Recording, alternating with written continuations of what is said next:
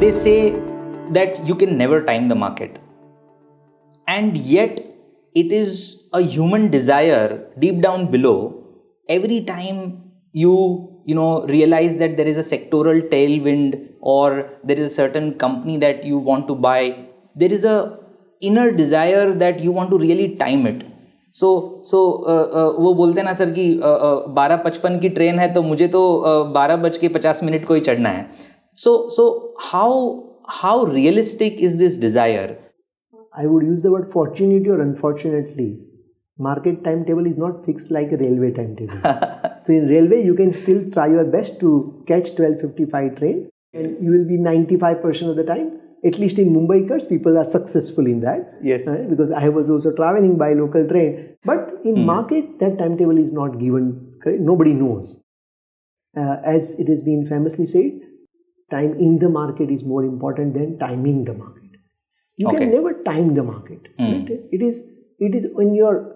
It remains on your paper. If suppose somebody tells you that I bought the stock at the bottom and I sold it at the peak, possible once you go right, possible twice you go right, but you cannot go right every time.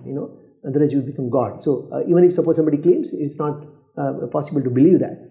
But what is therefore more important is, from the investor's perspective, they should remain in equity as an asset class, because this asset class will continue to deliver significantly superior returns over the long term.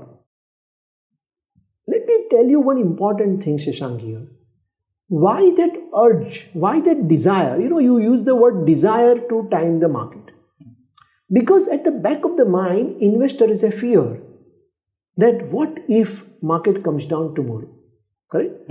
What if I invest today and I will lose my capital? Am I right or not? Right. Do you agree? Right. And there is an answer to this. So the question is very valid. What if I lose my capital? And that's hard-earned money, correct? And the answer lies in the investment horizon. If you look at Nifty, forget the stocks, If you look at the Nifty returns, and if you do something called rolling returns, correct?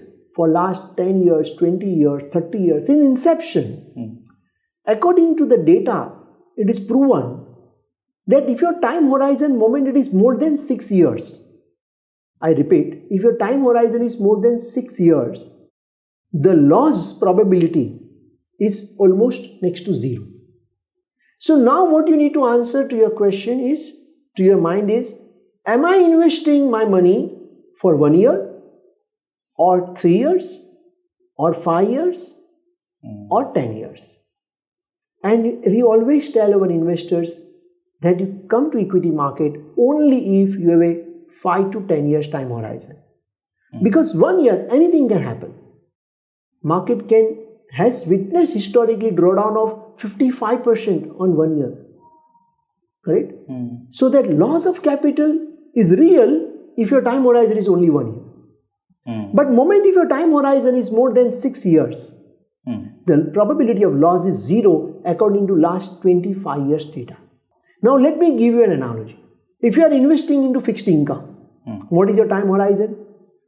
10 years? Yes, long term. 10 years, because only in 10 years you can make money double, and now probably it become much longer because net of tax, fixed deposit can give you 3.5% return. That's it.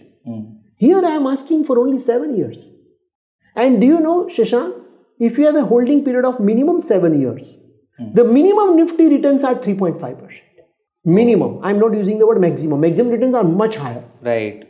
So it actually much better than fixed income, both on returns as well as on the loss probability moment you have a 7 years time horizon. So I think the key takeaway was, rather than timing the market, I think we should think about time in the market, and that's really well said. And for our viewers, it's also important to know that rolling returns is one of the most popular parameters to understand what a certain vehicle can deliver minimum or maximum for a given time frame. So you could have rolling returns for 1 year, 3 years, 5 years, and as sir explained, over 7 years.